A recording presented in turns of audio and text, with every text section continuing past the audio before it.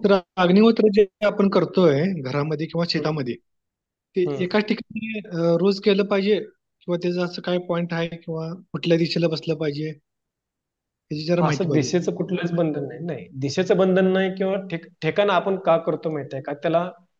तर आपण ज्यावेळेस एक केंद्रबिंदू मानतो, तर त्या केंद्रबिंदूपासून जी त्याची वलय निर्माण होणार असते, तर ती वलय एकसारखी पसरत जाते. मग आपण आज जर तुमचं क्षेत्र खूप मोठं असेल, 5 एकरापेक्षा जास्त असेल, तर तुम्हाला 4 ठिकाणी 4 करावं लागतं आणि मध्ये 1 करावं लागतं. पण जर तुमचं 5 एकरचं क्षेत्र असेल मर्यादित, तर तुम्ही एका ठिकाणी केल्यानंतर त्याचा पूर्ण क्षेत्राला वापर होऊ शकतो. एका ठिकाणीच का करायचं म्हणतो आपण? हा, अपवादात्मक परिस्थितीत तुम्हाला जर तिथं करता येत नसेल तर तुम्ही दुसऱ्या ठिकाणी करू शकता. पण आपल्याला जागा का बदलायची असते ह्याचं कारण कळलं पाहिजे मला अगोदर. म्हणजे हम्म. कशासाठी तुम्ही म्हणता की एका जागेला केलं पाहिजे का?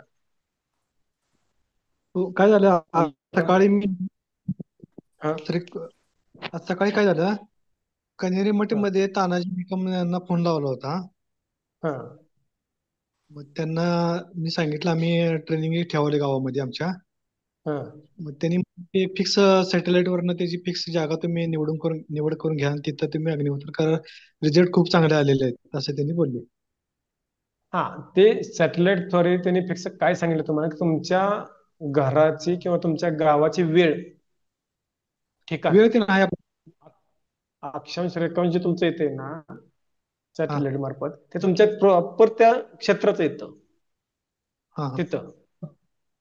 मग तुम्हाला तिथं ते स्थान आणि वेळ त्यांनी सांगितली निश्चित करायला, की तुमच्या त्या गावात किती वाजून किती मिनिटांना होते. आपण काय करतो, सूर्योदय कॅलेंडर मध्ये दिलाय किंवा कुठं तर दिलाय म्हणून आपण त्याच्याप्रमाणे करतो.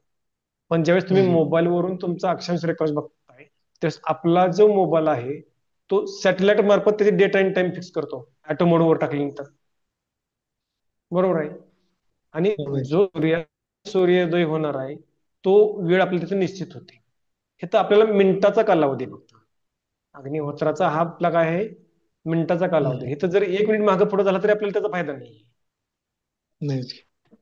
समजा आज अग्निहोत्र जसा आपला 6 वाजून बाबा काही 40 मिनिटांनी होता, आणि तुम्ही 6 वाजून 42 मिनिटांनी केला किंवा 6 वाजून तुम्ही 38 मिनिटांनी केला, तर त्याचा फायदा आहे का तिथं? नाही. नाहीये. म्हणजे स्पेसिफिक टाइम काय केलाय, जसं आपण लग्नाला मुहूर्त काढतो त्या मुहूर्तावरतीच लग्न हम्म. लावतो ना.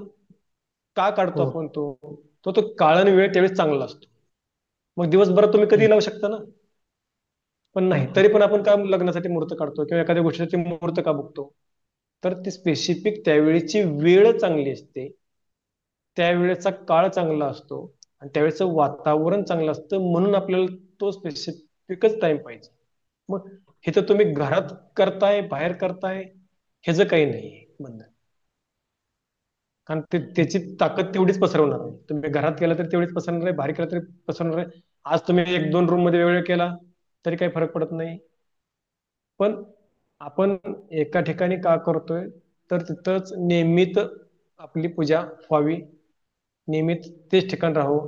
आपण राहण्यासाठी जसं एक ठिकाण निश्चित करतो, का आपण रोज कुठं पण जाऊन राहतो का? नाही.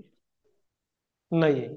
आपलं राहण्याचं ठिकाण जसं निश्चित आहे, तसं सुद्धा पण ह्या गोष्टींचं एक ठिकाण निश्चित असलं तर आपल्याला स्पेसिफिक तिथं शोधता येतं, म्हणजे त्या ऊर्जेला तुमच्यापाशी तिथं येता येते. जर हम्म. तुमचं ठिकाणच नसेल, रोज तुम्ही ठिकाण बदलत असेल, तर तुम्हाला माणूस जर शोधायला तर तुम्ही सापडचाल का? हम्म. नाही सापडणार. म्हणून ठिकाण निश्चित केलं तर येणारा ज्यावेळेस ऊर्जेचा मार्ग तयार झालेला असतो तिथे येण्यासाठीचा, तो हळूहळू प्रचंड ऊर्जा तिथं येत जाते, खेचली जाते. जसं आपण म्हणतो की एक पाऊल वाट तयार झाली की तिथून दुसऱ्याला जायला त्रास होतो का? नाही. नाही होत. म्हणजे ती पाऊलवाट काय होते, रुळली जाते. तसं येणारा हम्म. ऊर्जेचा जे स्रोत आहे तिने जे मार्ग तयार केलेला आहे आपल्याकडे येण्याचा मार्ग, त्याला परत अडथळे नसणार आहेत मध्ये येताना. ती हम्म. येताना हम्म. आपल्याला तेवढ्या ताकदीने आणि प्रचंड येणार आहे. आज आपण उद्या दुसरीकडे करू, तिला परत नवीन मार्ग तयार करायचा. हम्म. हम्म. परत तिसरीकडे करू, परत तिला नवीन मार्ग तयार करायचा. म्हणजे तिथं प्रत्येक ठिकाणी आपण तिला बाधा आणतोय आपल्याकडे हम्म. येण्यासाठी. म्हणून आपण तिथं एका ठिकाणी, म्हणजे आम्ही तरी करतो, आम्हाला त्याचे असे अनुभव आले म्हणून आम्ही बरोबर. करतो. आपण बदललं तर शेवटी ती प्रत्येकाची मानसिकता आहे, काय होईल काय नाही. पण असं कुठलंही प्रमाण नाही की ह्याला हिथंच केलं पाहिजे तिथंच केलं पाहिजे. पण मला आलेल्या अनुभवातून मी हे सांगतोय, नाही की हे कुठं दिलंय किंवा हे कुठं प्रूफ केलंय, हेच नाहीये. हे फक्त मी माझे वैयक्तिक होते. प्रत्येकाचे वैयक्तिक याच्यानुसार अनुभव बदलतात, ठिकाणानुसार अनुभव बदलतात, व्यक्ती तेवढे प्रवृत्ती आहेत. प्रत्येकाला वेगळे अनुभव येत जातात. जे अनुभव मला आले ते अनुभव तुम्हाला येतील असं नाही. माझ्यापेक्षाही काही चांगले अनुभव तुम्हाला येतील. म्हणजे काय, की आपली तिथं आस्था किती त्याच्यावरती अवलंबून आहे.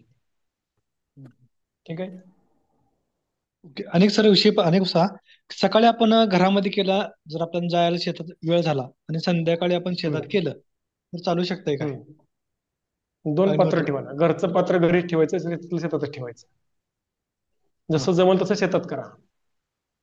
बर. जसं जमल तसं. आता आम्ही काय केले, आमचं 3 ठिकाणी आहे. घर एका ठिकाणी, शेत 2 ठिकाणी. तर हम्म. 3 पात्र 3 ठिकाणी आहेत. 3 पात्र आम्ही काय हम्म. केले, 3 ठिकाणी. एका शेतात कंटिन्यू चालू राहतो 2 टाइम, एका शेतात जमल तसा होतो, आणि घरी तर हम्म. रेग्युलर चालू राहतो. म्हणजे हम्म. एका ठिकाणची तर आपली एनर्जी स्थिर राहिली पाहिजे. म्हणजे हम्म. दोन्हीकडे जर एनर्जी आपण सारखंच डिस्टर्ब करत असेल, थोडं इथं थोडं तिथं, थोडं इथं थोडं तिथं, तर त्याला तेवढीशी ही आहे ना, ताकद मिळणार नाही. जसं मी मगाशी म्हणलं की झाडाची गरज भागून शेतामध्ये शिल्लक राहिलं तर त्याचं पोषण होईल. तसं आपल्या वातावरणातली दूषित कण कमी होऊन आपल्या शरीराला त्याचं मिळलं पाहिजे. आज त्याने सकाळपर्यंत सगळं व्यवस्थित केलं आणि संध्याकाळी आपल्याला ती ताकद देणार असेल, त्यावेळी संध्याकाळी आपण तिथं करणार नाही, आपण शेतात जाऊन करणार. म्हणजे हम्म. परत काय होणार, आपण परत पूर्वस्थितीला जाणार. शेतात परिस्थिती काय होणार, सकाळपासून तिथं काय नव्हतं आणि संध्याकाळी केलं, संध्याकाळी वातावरण शुद्ध झालं, त्याला ताकद मिळली, पण सकाळी तिथं केलं नाही, आपण परत सकाळी घरी केली. म्हणजे दोन्हीकडली एनर्जी आपण काय करतो तिथं कॉन्स्टंट ठेवत नाही. हम्म. म्हणून काय फक्त पात्राचाच खर्च वाढेल. ठीक आहे, जमल त्यावेळेस तुम्ही शेतात करा, एका वेळेस राहिलं तर ठीक आहे, पण घरी तर कंटिन्यू जमू शकतं. आणि घरातल्या व्यक्तींना शिकवलं तर आपल्या वैयक्तिक आपल्याला शेतात जाऊन करता येऊ शकतं. घराची काळजी नाही आपल्याला. आज मला घराची पण काळजी नाही, शेताची पण काळजी नाही. का, तर ते सगळं करतात आता. आई वडील करतात, भाऊ करतो, घरची मंडळी करतात. म्हणजे मी गेलं तरी मला करायची वेळ येत नाही. त्यांचेच नंबर लागले असतात तिथं करायचं पण. मग आपण फक्त एकट्यानं करण्यापेक्षा कुटुंबाला जर त्यात सहभागी केलं, कुटुंबाला जर त्याचं महत्व पटवून दिलं आपण, बाहेरच्यांना पटवण्यापेक्षा आपण कुटुंबांना अगोदर पटवून, म्हणजे आपल्यावरती ताण येणार नाही जास्त.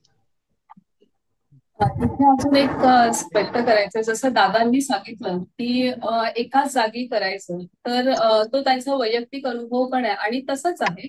अनेक त्याच्यावरती पण संशोधन झालेत. आता भोपाळ माधवाश्रम मध्ये आपण गेलो तर तिथं पण एकाच ठिकाणी अग्निहोत्र केलं जातं. तीच रोज जागा असते आणि जसं शेतात पण जर आपण एकाच ठिकाणी आपण अग्निहोत्र केलं तर जे ऊर्जा क्षेत्र ते पात्र वैश्विक ऊर्जा आपल्याकडे आकर्षून घेतं आणि ती ऊर्जा पुन्हा वातावरणात प्रसारित करतं.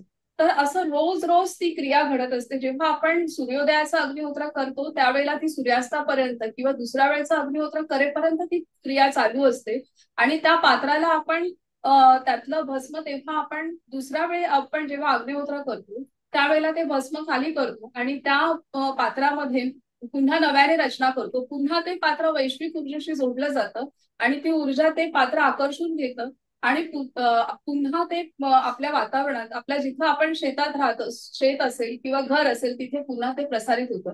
आपण एकदा अग्निहोत्र केलं आणि मंत्रोच्चार केल्यानंतर आहुती आपण समर्पित करतो, आपलं काम तिथंच संपतं. परंतु ते पात्र आणि वैश्विक ऊर्जा ह्याचं कार्य अखंड चालू असतं आपण दुसऱ्या वेळेचा अग्निहोत्र करेपर्यंत. त्यामुळे शक्यतो पात्र जे आहे, पात्राला एकदा अग्निहोत्र केल्यानंतर आपण पात्राला आपला स्पर्श करू नये आणि ते पात्र छान रीतीने लाकडी पाटावर आपण ठेवू शकतो. आणि एकच जागा जर असेल तर रोज तिथेच तिथेच केल्यामुळे त्या जे ऊर्जेचं वलय, जसं दादांनी सांगितलं, ते ऊर्जेचं वलय असं वाढत वाढत वाढत जातं आणि त्यामुळे एकाच केंद्रातून ते ऊर्जा केंद्र बनतं आणि तिथून ते वलय वाढत वाढत वाढत पूर्ण त्याचा, आपण ज्याला ऑरा म्हणतो, की ते ऊर्जेचं वलय, त्यालाच इंग्लिशमध्ये ऑरा असं म्हणतात, तर ते ऊर्जेचं वलय वाढत वाढत एका केंद्रातून सर्वत्र ते प्रसारित होतं.